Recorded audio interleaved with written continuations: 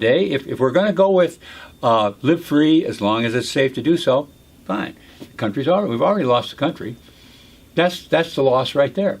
Because this country was founded on the basis of we pledge our lives, our fortune, our sacred honor. That was the whole basis of it.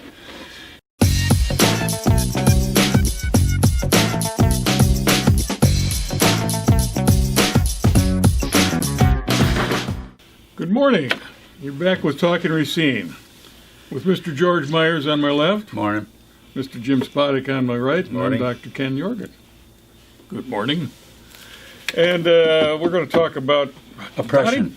Oppression? Go ahead, Doc. I had to squeeze it in Jeez, George. Well, I guess you can see what direction this is going.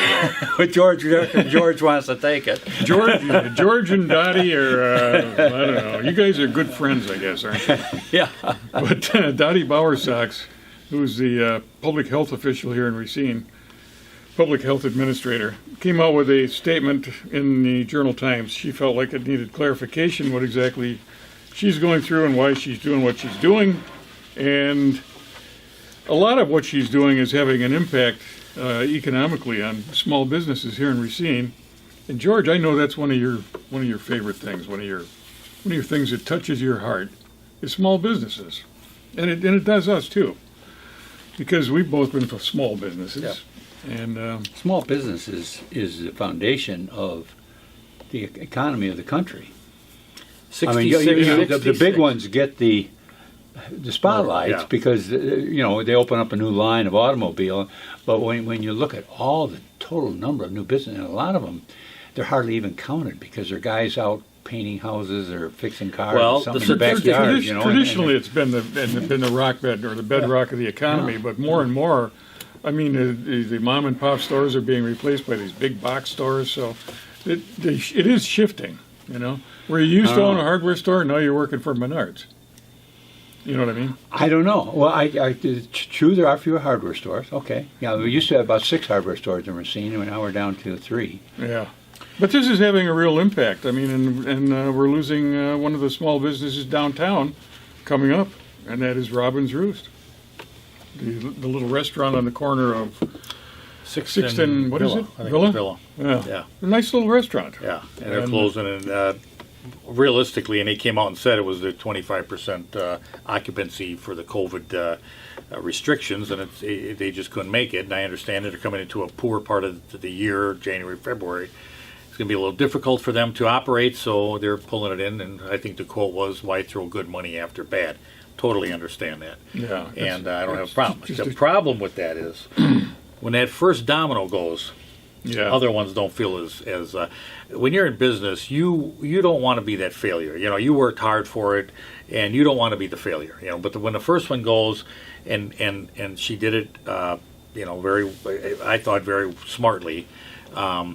But the next one's going to feel less ashamed. Right. I mean, there's a certain amount of shame involved. Right. Yeah. I want to be successful. I've worked 5, 10, 20 years, and now I can't make it. Mm-hmm. So, well, I think you're going to feed I'm more it. concerned about how it became bad instead of good money. Why was it good money after bad money?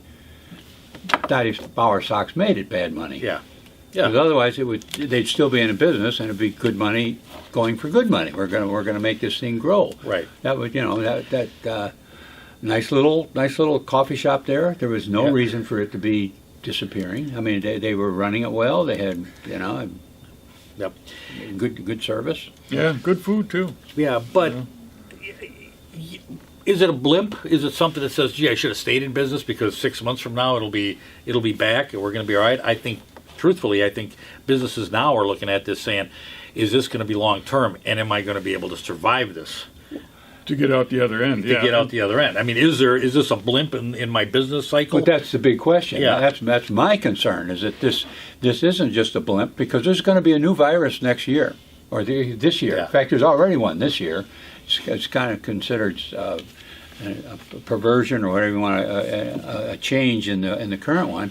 But every year we have flu. We have a flu season. So now, if we're going to start shutting down businesses every year because of the flu, I want to throw something out there. Is the City of Racine? I mean, you don't have Mount Pleasant, Caledonia. You don't have a lot of these smaller communities in southern Wisconsin doing it as restrictive as Racine is. Now, is it because we get just such a huge amount of COVID, or is it because there's money involved that says, hey, maybe the political landscape is changing, and then that CARES money is going to be pumping into Racine. We were totally devastated by this COVID, and we get a huge amount of money that's given to the city of Racine under the CARES Act. We have a rich history of gathering those dollars in from these kind of programs. I mean, but yet, are we sacrificing Main Street businesses for them to collect, the administration to collect CARES money at a huge amount? I mean, and that's something to consider. Well, the administration, by the way, just to finish off that, they collect money in CARES amounts and they have to dish it out. But who gets it? That's what I mean. Can we see a little bit of that in this last absolutely. one? It becomes a power structure there. Yeah, I become king. I'm king, and I can distribute he can make kings. And you get to determine who's going to survive. If you're on my good side, you get money. Otherwise, if you go to Madison and happen to participate in something there, well, we're not going to give you any money. Right. I mean, that could be a consideration, too. Am I sacrificing? I mean, because what? COVID doesn't come into Home Depot or these other stores? Well, yeah, that's the big question. Yeah. I mean, why is it the small Robin's businesses Roost that or are Robert's suffering? Roost? Why is it that one that has to suffer because we're going to get CARES money? I mean, I'm not saying that's it, but it sure looks like it to me. Because I always follow the money, because the money is usually at the end of the rainbow is the money, and who wants it and who gets it. Well, I had a little wondering about that. It's Christmas Eve, Christmas Day evening. I'm going by Kentucky Fried Chicken. That's lined up all the way back out to Douglas Avenue. Everybody getting their Christmas dinner. Yeah. At Kentucky Fried Chicken instead of going out to a restaurant. You wouldn't think of those terms. Culver's is the same way. Yeah. They've had a big so lineup. there are ones that have survived. Whereas the little restaurants is closing down, but the chain place which just sells chicken. Okay, let's go get our Christmas meal at Kentucky Fried Chicken this Christmas. It's open. Okay, here's another thing. Just a little extension of this. I thought, well, I want to know what the deaths are. I want to know what the numbers are. Okay, I went and I thought, well, let me look at Racine County. How many people died in Racine County in the last 3-4 years, each year? Just Racine County. I'm not going to take in COVID deaths. I'm not going to take in anything. And so I went to the Wisconsin Department of Health Services, and they really had the numbers, and they had breakdowns. So I went to 2017. 52,679 deaths were in the state of Wisconsin, 1,795 in Racine County. In 2018, 53,680 in Wisconsin, 1,865 deaths in Racine County. Go to 2019, there are no numbers. I could not find out what the deaths in Racine County, or the state of Wisconsin for that matter, through the data. And I really looked. It wasn't something where I just said, oh, geez, I'm going to just kind of like do a quick run through and see if I can find it. I actually did look fairly hard.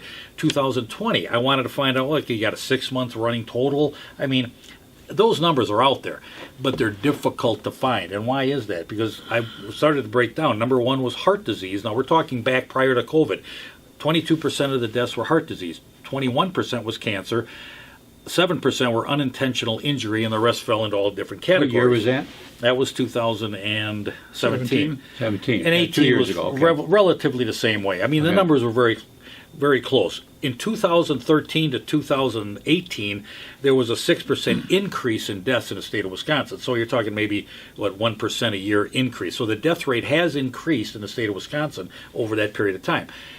Well, what I'm trying to get at is, okay, what is the real death rate? COVID is on the front of all the newscasts, everything, but what is the real death rate? And that is really what I'm trying to find out, and I'm not finding it. I don't think anybody's taking those numbers. And when you get Dottie coming out here and saying it's horrible, it's killing people, and it is, I agree. But the fact is, are we dying at a greater rate than we were in 2018 to 2019 to 2020? How come we can't get those numbers? Yeah. In other words, there was one study done, Jim, you had read it, apparently it had been challenged, but somebody had looked at all the deaths in 2000, I think it was 2019, and all the deaths so far in 2020, and they're roughly the same.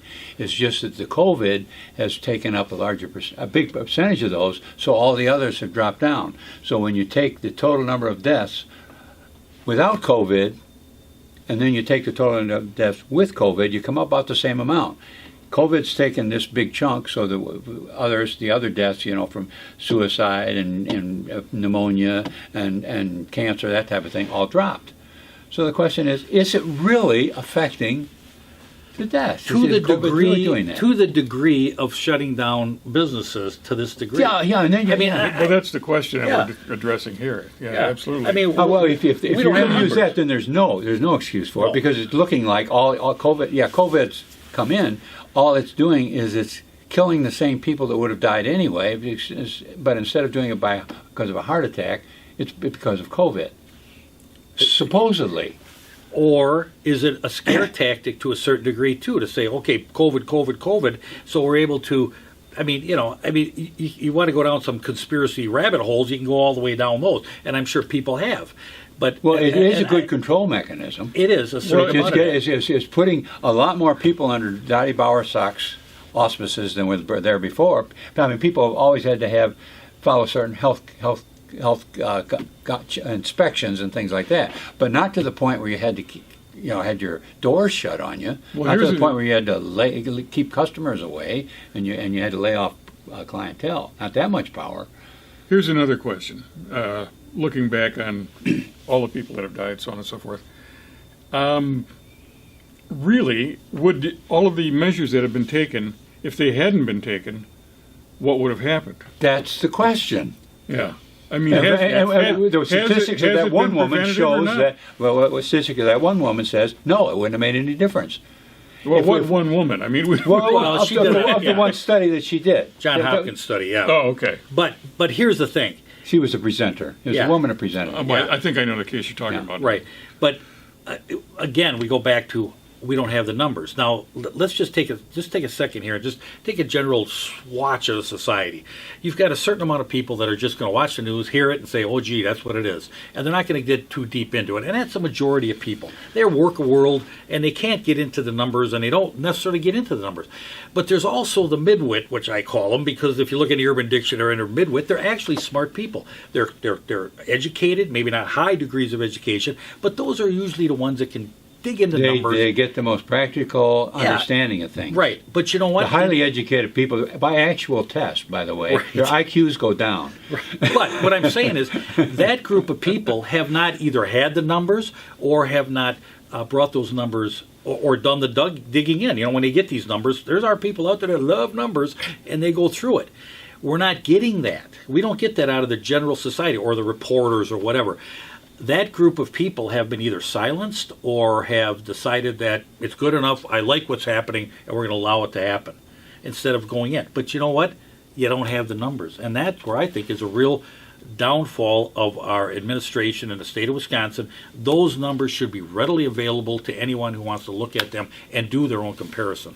Now, when you say downfall of the government, I'm presuming you're talking about the legislatures, governor. Because when you get to the deep state, so to speak, where the people that are, like Department of Health Services and things like that, people that are manipulating all this stuff, they're the one gathering all the data. They may have a real good reason of not disclosing. Well, they may. I'll tell you what, George. What kind of reason would you speculate would they have?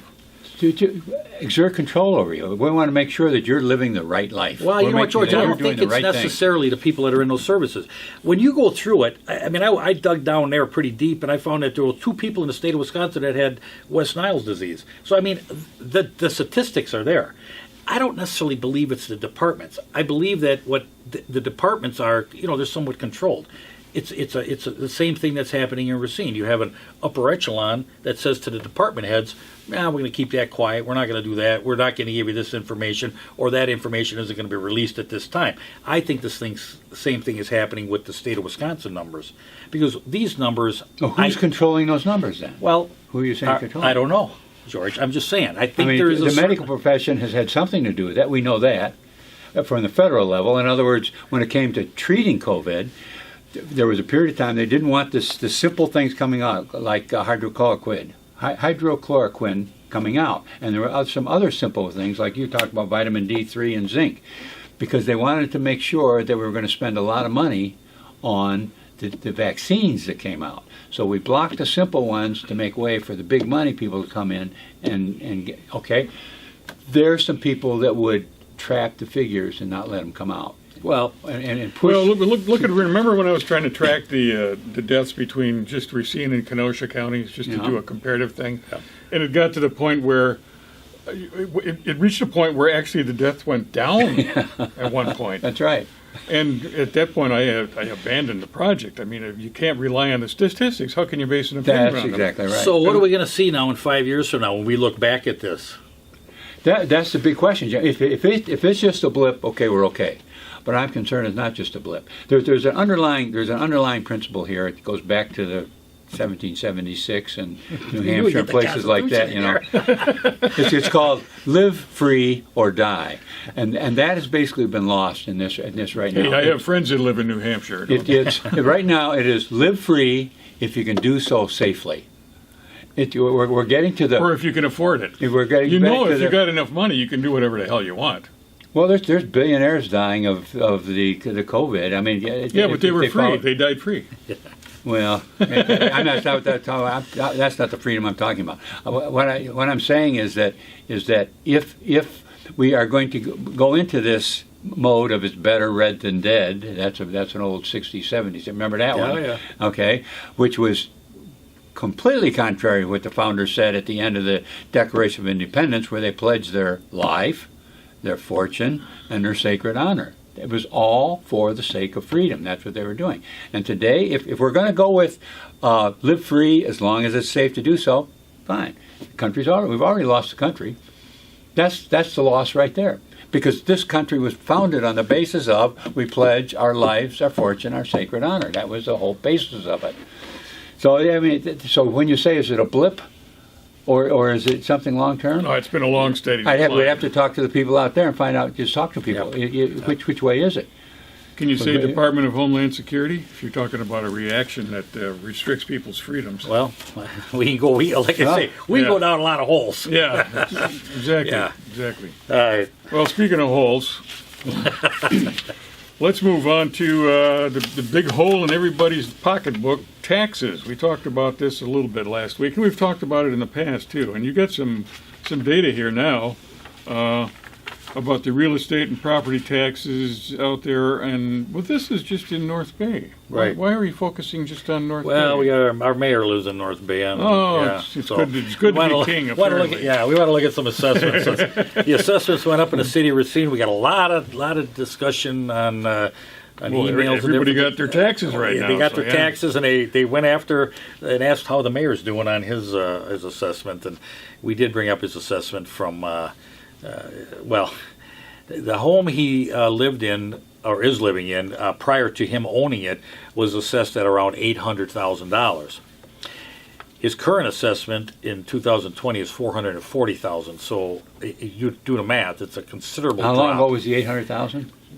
That was in 2000. 4 years ago. Yeah, well, 2013 was the last. It dropped again in to about 700. So over the last 7 years, it has dropped almost 50% in value. Yeah. Yeah, right. Yeah. Okay, that fits right in with the rest of us, right? Yeah, right. Yeah. All the rest of our houses have done that. Now, plummeting, absolutely plummeting. Especially where I live in the blighted area. Yeah. Now, to his credit, or to be fair, the purchase price was $440,000. So that's how they dropped the assessment to that purchase price. Now, I did a little deeper dig, and I looked at the neighbors on the street and said, okay, how do their houses come here? Well, when his dropped dramatically, the other ones did not drop that dramatically. But as time goes on, you can't have my neighbor paying twice the tax that I'm paying for a smaller home. Those homes have also been substantially reduced. Now, is it because the value of the homes have decreased that much? Or is it the fact that, you had the plus of the mayor moving into your neighborhood? Jim, it's been routine forever. When a house sells at a much lower price, the assessors go through and they assess everything lower. You know that. Yeah, right. No, actually, in fact, Jim, you knew somebody that their house sold at half. the price. It was $80,000 house, and they sold it for half that. Yeah. And they immediately assessed it what? Almost up to 80 grand again. Yeah, it was assessed at about $10,000 left. It went from 80 to 70 because it sold at 40, but then the next year it was back up at 80. Right. That's usually how it works. That's typically how it works. Well, the other thing. I've asked the question before, and I'm going to ask it again right now. What the heck is Corey and his family doing out there to drop property values? Well, I don't know. They probably got the dog in the front yard running around a chain, You got a big bare spot around the oak tree in the front. Refrigerator out the door, Old washing machine on the porch. That happens, Must be. Yeah. Otherwise, why would it drop this? But here's the other thing I just want to bring up, and I kind of want to extend it into the rest of the city, because when I looked at these assessments, not only on Corey's house, but on the other houses that were up and down the street, those assessments were considerably higher back in 2013 all the way to 2006, 2007, 2008. And I have to remember back in that era, we had the mortgage debacle, and those values of homes plummeted. But this area, not one reduction during that period of time. But when Corey moves in, they died. They took a dive bomb. Yeah. Nothing between 2008 and 2013. 6 to 2013. That's amazing, because that's when the bubble burst. Yeah, in 2008. That's right. when prices were. So really you would have nosediving. saw this assessment drop. Not in this neighborhood. Those assessments are still left up there. So, but when Corey moves in, they take a nosedive. Yeah, that's interesting. Well, George here is the numbers nerd on the panel. And you brought up a really interesting point when we have our pre-taping discussion all the time before we do the show about how you compared the assessed values in the inner city and the wealthier neighborhoods. From time to time, what I would do is I would take the total number of sales in the City of Racine. It comes out every Sunday. And I just list them up there, put them on my computer. Then I look at the assessed value of each one of them. Up and down that list, got every one of them, and then I compared the percentage change. And at the top, uniformly, they were selling above their assessed value. At the bottom, uniformly, they were selling well below their assessed value. That was just right up and down the line, and in the middle, it was about the same. So it was like the people at the top were getting very favorable assessments, and I could understand why. As when I was looking at it, they had the political power. You don't want to be upsetting those people with their assessments. You give them their true assessment, and there's all kinds of storms coming from professionals, doctors, lawyers, all kinds of professional people. And down at the bottom, of course, these are people who haven't got any money and speak with very small voices when it comes to politics. So they were easy to push around. A lot of them are renters, too. So, they're the tenants, Yeah, they end up paying the taxes because the landlord can't pay it. It's an investment property. Right. So that over and over. So your inner city pays the lion's share percentage to value of taxes. They are paying a greater percentage of the value. Now, the upper are still paying the most of the taxes. Obviously, their taxes are much higher. But they also have the higher value. But when it comes to when it comes to the percentage of their value, they're part of the equity of the overall pot of the city. The people in the lower part are paying a greater percentage of that great amount of levy than as the upper part. So, when someone walks in as a Democrat who is going to save the day for the people that are less fortunate, end up clobbering them with more taxes, more fees. Well, yours go down. Yeah, exactly. That's another thing. Yours goes down. I would call that a latte liberal. That $75 fire hydrant assessment, by the way, on a house that's paying, like, say, $1,000 in taxes, is a much bigger percentage than someone's paying $20,000 in taxes. That $75 means nothing to the wealthy person. To the guy down at the bottom, that $75 is a lot of money. That's a tire on a car. Yeah, Exactly.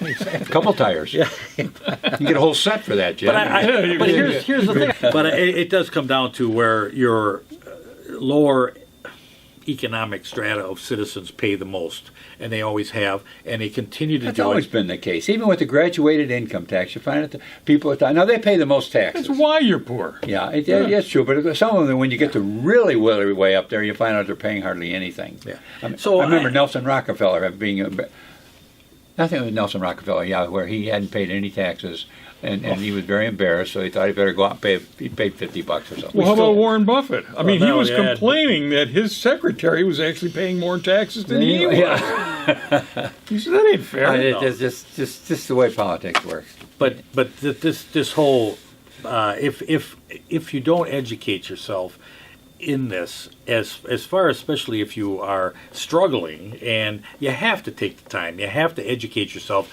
on what is the best solution for you to get out of this wheel. Run for office.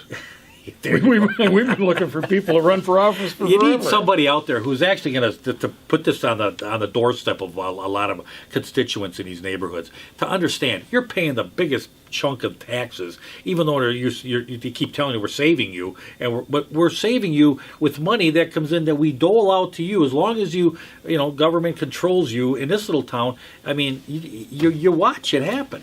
I think one of the problems I've run into, having run for office, is that people. The only one that hasn't run for office is me in this state. I know. I mean, I've been outdoor. I've been out door to door talking to people. Is the reason I'm saying that. Once you run for office, you got to go out and knock on doors, and you got to talk politics with people. And the number of people that go by whether you have an R after your name or a D after your name is just monumental. Now, I have an L after my name as a libertarian, so of course I was. Who the hell are you? Nobody votes for you guys. And you were an independent. Yeah, I had an eye. Yeah, an eye. I had an eye for politics. And instead of looking at what Corey Mason's doing and what Dottie Bowersox is doing to this thing, not only the taxes but closing down businesses, and they'll turn around and they'll still vote for somebody, like an alderman in the first district. Because of the deals and his D or R after his name, as opposed to let's look at what's going on in the city, what's happening to my company, what's happening to my tax bill. I know we got to close the show, but I just want last thing I want to say is this is where when I talk about why our judicial system has completely raped Racine with this. We see it constantly, the amount of money that goes into the jail system, that goes into the law enforcement, and the amount of money that's pulled out of the lower economic strata of Racine. And now you're talking the taxes out of there. I mean, this is a double, triple whammy on the city of Racine. It's hard to fight your way out of that. Yeah, it's one thing to lose your ability to earn money. It's another thing when behind you they're also taking away what little you've got left, in taxes. Right. So it makes it tough. And if you wonder why we're losing people in the city of Racine, believe me, it's not because of our borders. It's more to do with what's going on over there at City Hall, unfortunately. Yeah. Well, there's nothing going on there. It's closed. Yeah. That's a good thing. They have this automatic thing called, the tax that comes out there. Yeah. Maybe if they shut down completely, the city would improve, That's a thought. Anyway. Well, I want to send out a little bit of a heartfelt sympathy for a couple of friends of mine who passed away recently, and that's people that some of you might know. Pastor Glenn Helby passed, and so did Kleina Barrett. There are two people that I knew from the Peace and Justice Coalition that I've been a big part of for a number of years. And we also want to express congratulations to our buddy Mark Bolwinski, who came out of the other end of some very serious medical procedures. So welcome back to Mark. And good to hear that. Be here next week, and we'll welcome you back. All right, thanks for being here.